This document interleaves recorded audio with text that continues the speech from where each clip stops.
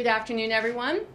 My name is Kathy Saley. I'm a board member of Interfaith Worker Justice and honored to be here today representing IWJ, which is a national nonprofit organization that mobilizes the faith community around issues that impact workers, especially those in low-wage jobs.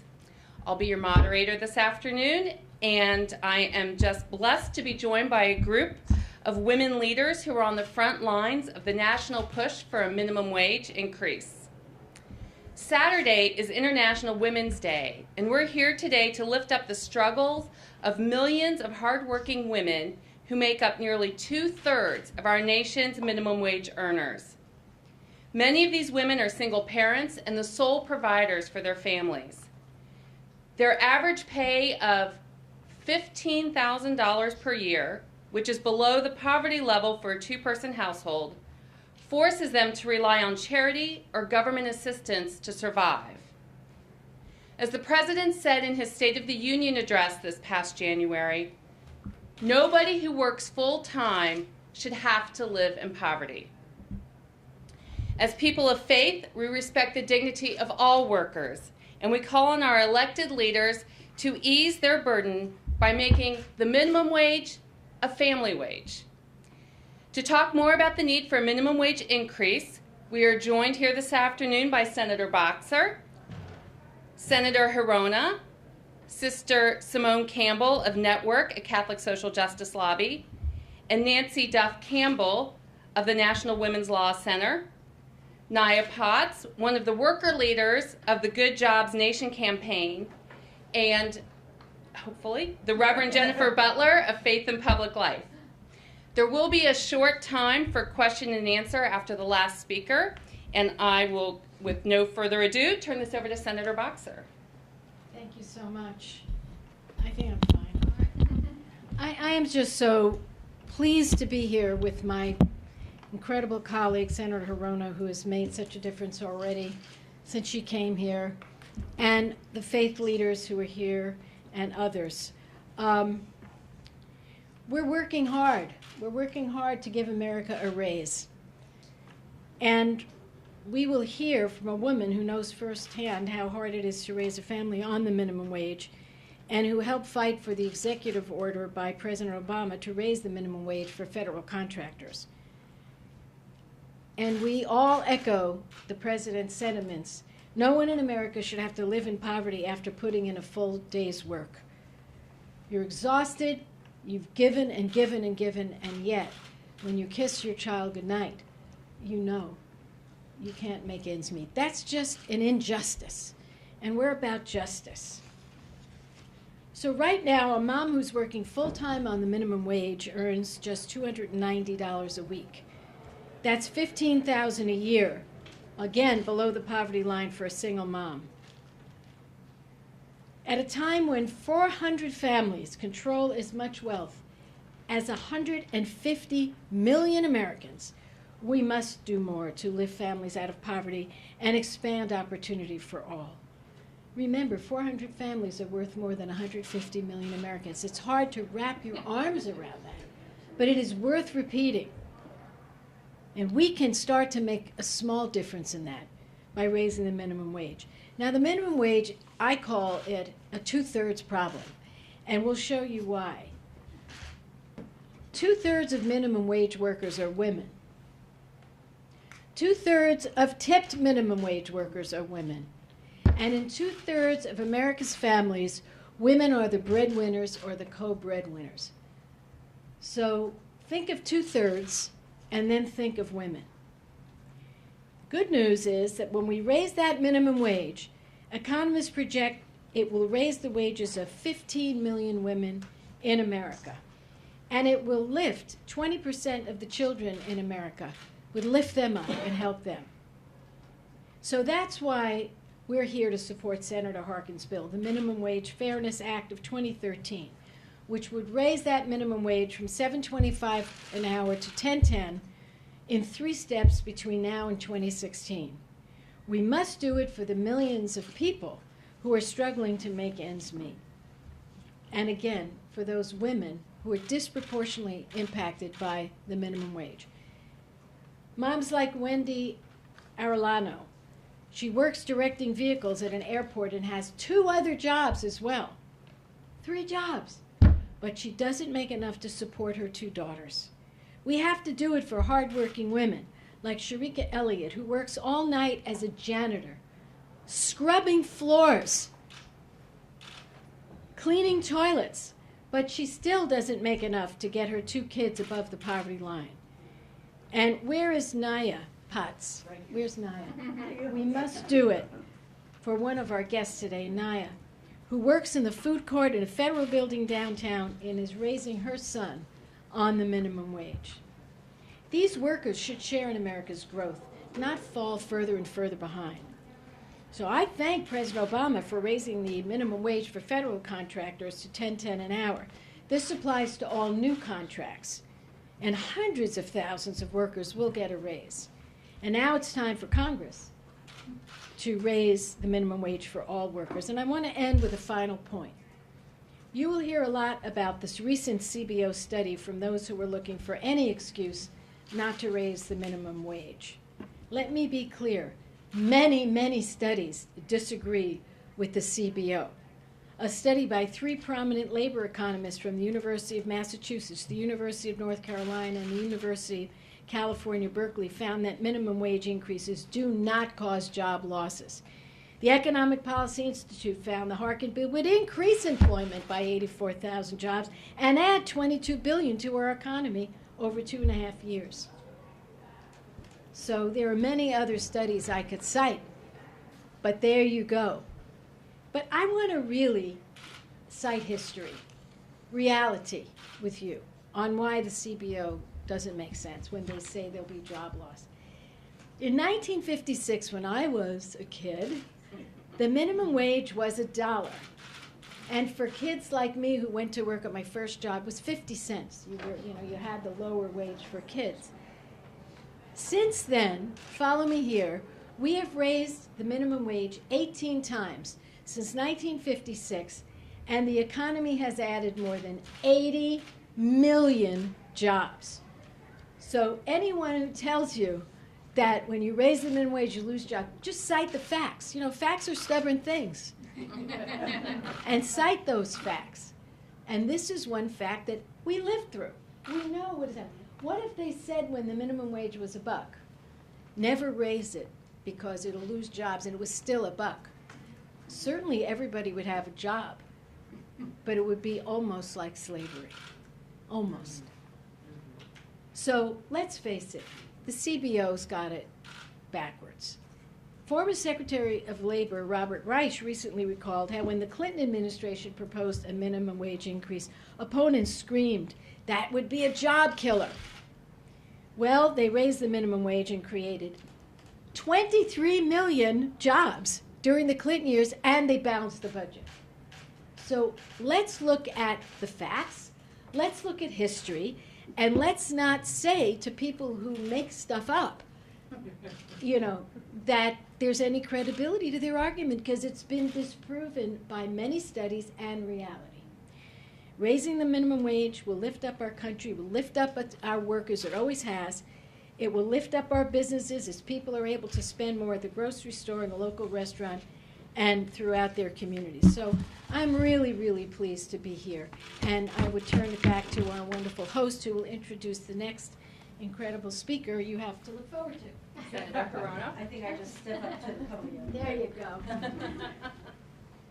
There are so many facts about minimum wage that bears repeating, but Barbara, I'm so glad you talked about the CBO study, because don't you often find a case that usually it's the people that don't rely on facts to support their ideological perspectives, suddenly they find one study among many that seems to support their perspective, and suddenly facts matter. So I'm glad that you brought it up, because most of the studies on raising minimum wage and the impact on the economy shows that we're not going to go to hell in a handbasket. Can I say that? Well, I just did. Okay.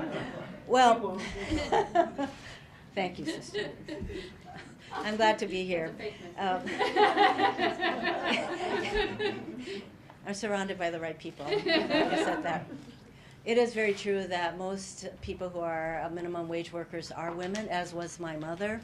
When we first came here from Japan, she worked minimum wage. And many of these minimum wage workers, women, are also heads of households, as was my mother when she raised 3 children as a single parent. So I know from my own family's firsthand experience that the minimum wage is not enough to keep food on the table and pay rent. This is a fact. So we all know that the minimum wage has not kept up with inflation. If we look at the minimum wage in 1968, I use that date because it's easy to remember. In 1968, if we look at the minimum wage then, if that wage had kept up with inflation, that minimum wage today would be $10.68. 1968, $10.68. We've heard from women all across the country who are on minimum wage, and Hawaii's Catholic Charities, which is a wonderful organization that supports our community and our families, sent me a story about a young woman and her 10-year-old son who worked a minimum wage job, who could not pay for the basic necessities of life. She moved back with her parents, and with perseverance, number of years later, she finally has a job that pays her $10 an hour today. This is what we're talking about. People want to be able to support themselves and their families. They need a living wage. It is high time for us to raise the minimum wage. And I'm really glad that I'm joined by members of the faith community, because as the one and only first Buddhist ever to serve in the United States Senate, it is a privilege for me to be here with these wonderful representatives of the faith community. We are holding our hands together with people all across our country to fight against poverty, to raise the minimum wage. Thank you very much. Thank you, Sister. Sister Simone. Thank you. It's such an honor to be here and to stand together with our hands joined, because what we know as women is that women are the ones who nourish families, who help create the space for children to grow up, and who make the difference for our future as a nation. I have to start by quoting Pope Francis, who has totally captured my heart, and luckily the heart of a lot of folks around the country, not necessarily Catholics, and where he says that a society that does not pay a just wage to people and that only looks to its balance books, that only seeks profits, is unjust. Unjust. Now, we come at this from faith. But I must say that our preamble to the Constitution is quite like the tenets, the basic tenets of our faith, where we say in our Constitution, we, the people of the United States, in order to form a more perfect union, not giving a reasonable wage for full-time work, that's not just. That's not a better union. We, the people, are better than that. 2 weeks ago, I met Robin, who works full-time at a national clothing store. She was so excited because we were waiting to get in the White House for an event, and she got to be there. It was her first time. She lives over in Virginia. She'd only walked by the White House a couple of times.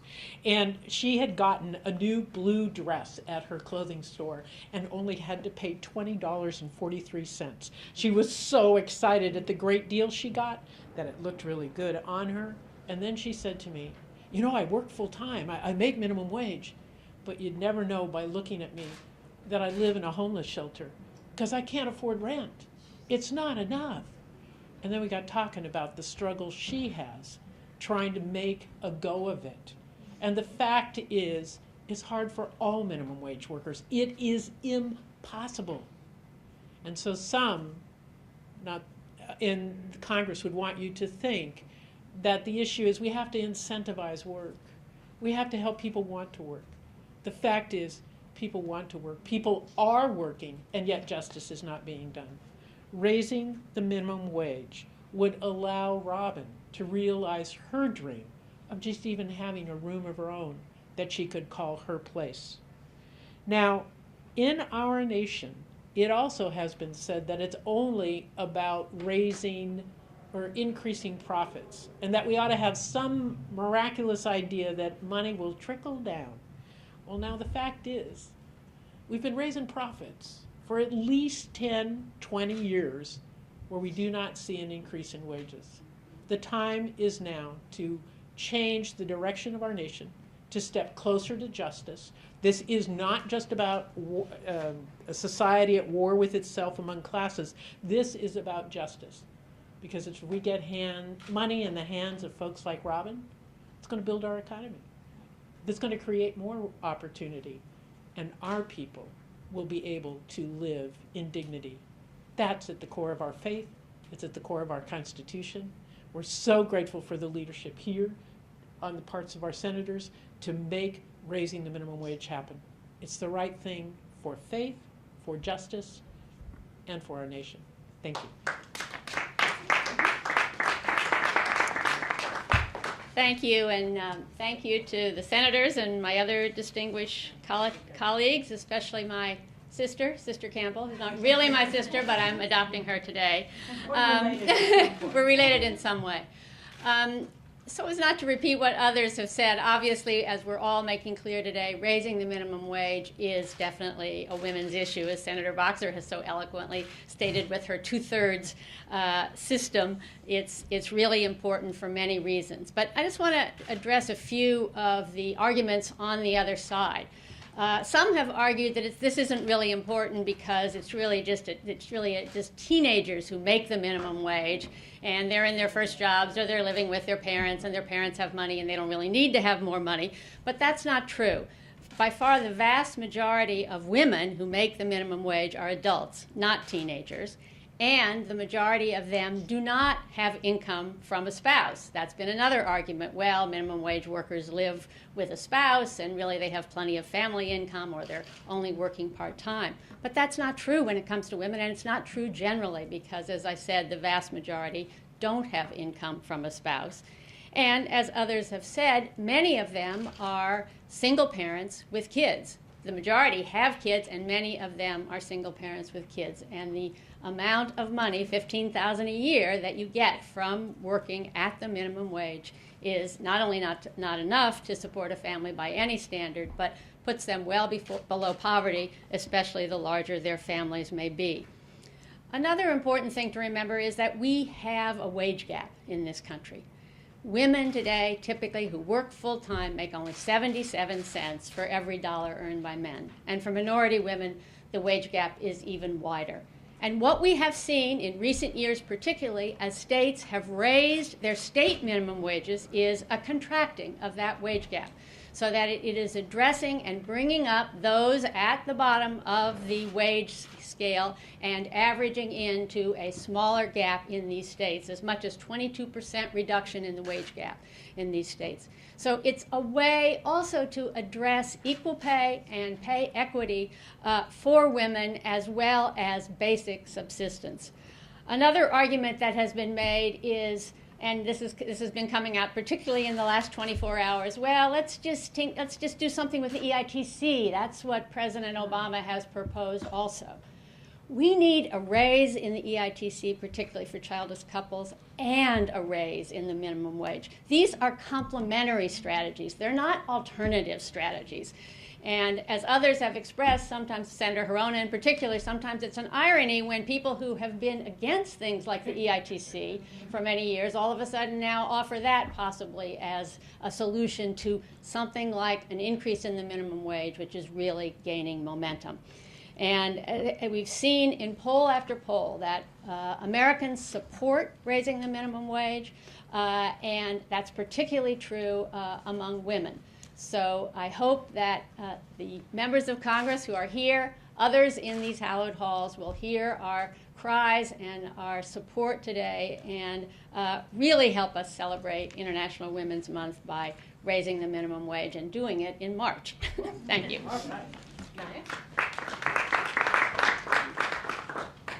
Thank you. It's an honor to be here with so many strong women. Thank you, Senator Boxer, Senator Hirono for having me today and for recognizing International Women's Day with this call to raise minimum wage and to help people like me at the bottom of the ladder, most of whom are women. My name is Naya Potts. I work as a server at Aria Pizzeria and Bar. It's connected to the Reagan Building just down the street in Pennsylvania, so stop by, make sure you tip. I work for $3.50 an hour as a server, so I'm dependent on tips. Up until the government shutdown, I was working about 45 hours a week. After the shutdown, because our business was so hurt by that, all of the servers' hours were cut, so now I work a little bit less than 40 hours a week. So I can bring home anywhere from $20 a day to $70 a day in tips. Needless to say, being a single mom, I have a one-year-old son, bringing home $20 a day when someone else has been caring for your child is a serious problem. That basically means that I went to work for free because I'm handing over everything I made and saying, here, thank you for taking care of my child and I guess allowing me a vacation at work. So I am only one of many single mothers working in my job. As stated before, I don't think that we have any teenagers or anybody like that that's just working for spending money. Most of the women there do have children and do have families that they are supporting by themselves. So it's difficult when you're making decisions like, okay, hey girl, have you eaten today? No, I didn't eat, but I have to get home on the metro, so I can't. Can we split a sandwich? Having conversations like that, or just, hey girl, did you eat today? Nope, not planning to, can't afford it. Gotta buy diapers.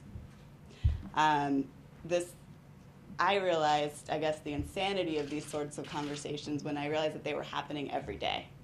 That we were talking on a daily basis about having to go and stand in line to get food stamps, having to go stand in line at different charities and things like that to get different supplies for our babies, which is something that I had never been exposed to before.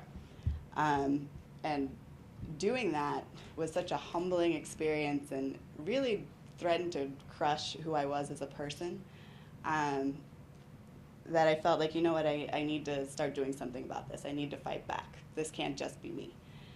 So the reason that I started working as a tipped worker actually was to complete my final semester to obtain my BA in psychology. And I did not expect that I would be... Thank you. I did not expect that I would be working as hard as I do, spending so much time away from my son, and be absolutely no closer to the goal of going back to school to finish this one last semester than I am right now. So then the fear became, well, am I going to be able to go back to school? And wait a minute, if I can't afford to send myself back to school, how in the world will I get my son to be able to go to college 18 years from now? And then, if that feeling of having your back up against the wall, I don't know if anybody here has ever felt that, but that feeling just as a woman of your back is against the wall and the well-being of your child is threatened, you go into attack mode. You have to fight. Your fight or flight instinct comes out and you have to fight back. So it was in that time that I realized I needed to get involved with this campaign with Good Jobs Nation, who were really just such a helping hand to make me feel empowered that, that my voice mattered, that what was happening to me was not just, that it's not something that any woman or person should ever have to go through, working 40 hours a week and coming home with basically nothing, just enough to put out fires here and there. So, I jumped right in with 2 feet. Just to give you some background about myself, I know people talk about giving people a hand out of poverty. I was more like a backslide into poverty. I was a kid raised in the suburbs. I went to private school for most of my education. I'm a 3rd-generation college student. Both of my grandparents worked to put themselves through college while raising a family and put my grandfather through medical school. Both of my parents worked to put themselves through college while starting our family. And now here I am with the same challenge in front of me, and I'm finding it completely impossible. Even though I was raised on this American dream, if you work hard, you can do it. If you work hard enough, it's yours. I'm working hard, I got nothing. And I have a huge problem with that. If it were not for the fact that right now my son and I live with my parents, he and I would be homeless. And that stark reality really just woke me up, and I was like, you know what, this isn't right for me, and it's not right for anybody else. So over the last year, I have been involved with Good Jobs Nation, with other government contract workers. We went on strikes 7 times in 7 months. A lot of risk was taken as far as our jobs were concerned. Up until last month, when President Obama did sign the executive order to raise the minimum wage for low-wage workers like me in federal buildings. Up until then, our employers thought that we were totally crazy, and my job was definitely on the line. I went to work every day fearful. Okay, this is going to be the day when, you know, you've gone on strike too many times or you've spoken up too much, and this is the day when you're going to get fired. So it was an amazing step. It was an amazing victory that President Obama signed the executive order for us. But there are so many other women and so many other people throughout the entire country working under the same conditions that I am, who don't have any hope for that right now, who need the minimum wage to be raised, because we're not surviving. We're not supposed to work to survive. You're supposed to work to live and to thrive. And as hard as we work, we really do deserve that. So 7 strikes, 7 months throughout the Reagan Building, Smithsonian Building, Union Station, the Pentagon. We've worked really hard to say that we cannot survive on what we're making right now. So after the president signed the executive order, right now, what we're pressing for is for Congress to just follow his lead. What we asked President Obama to do was just to do the right thing, and he did. And now we're turning to Congress and asking them the same thing. Look at us. Look at our lives. Look at our paychecks. I challenge anyone here to please trade paychecks with me if you really think that, you know, I'm being paid enough and what I'm being paid is fair. Let's trade paychecks for a month, and you budget out how you would afford things like formula, diapers, so on and so forth, for me, because, hey, maybe you're right. Maybe I'm just doing it wrong. Maybe my math is off. Then I get out of here. That's it. But yeah, we're pressing for Congress to do the right thing, and for President Obama to continue to push for us and to continue to make it possible for us to actually live and to thrive and not just survive, for us to have the American dream too. Thank you, guys.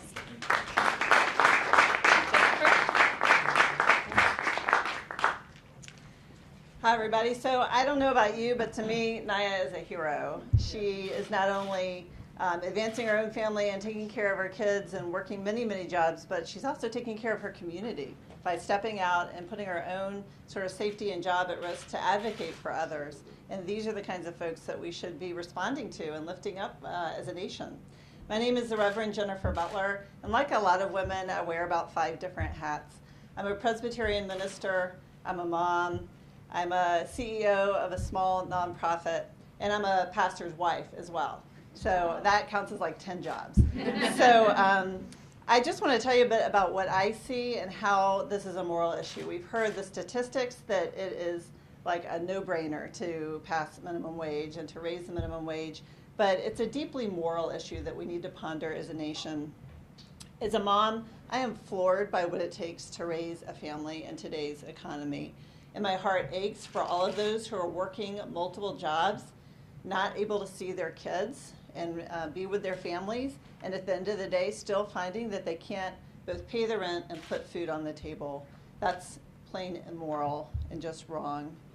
I am heartened to report, however, that across the board, faith leaders across this country, my organization works with all faith backgrounds and all political persuasions, and they support raising the minimum wage, whether you're evangelical, Catholic, mainline Protestant, Jewish, Muslim, Buddhist, whatever your faith. It's so clear that in our faith traditions, we are called to provide fair work for people. The prophet Isaiah has told us, "They shall not build and another inhabit. They shall not plant and another eat. My chosen shall long enjoy the work of their hands." And so I ask you today, are our workers in this country able to enjoy the work of their hands? I would say today we're not living up to Isaiah's words. Today, workers build and they plant, and yet they don't enjoy the work of their hands. Today, CEO salaries are at an all-time high. They get rich off the labor of families whose real earnings continue to decline. So let's be clear. Through the prophets, God has told us what is immoral, and that an economy that does not heed this prophetic guidance will not stand. An economy that lacks a human purpose, says Pope Francis, who I, as a Protestant, deeply admire, but an economy that lacks a human purpose will result in disaster for a nation.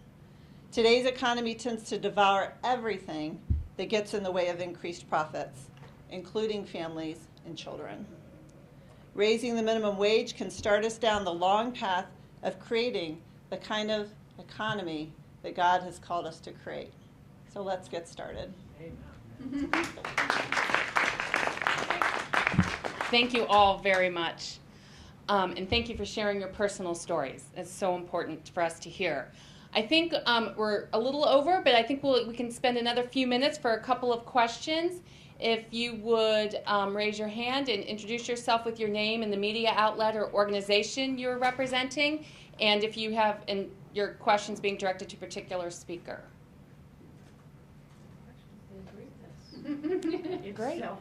Okay, everybody all together. Amen.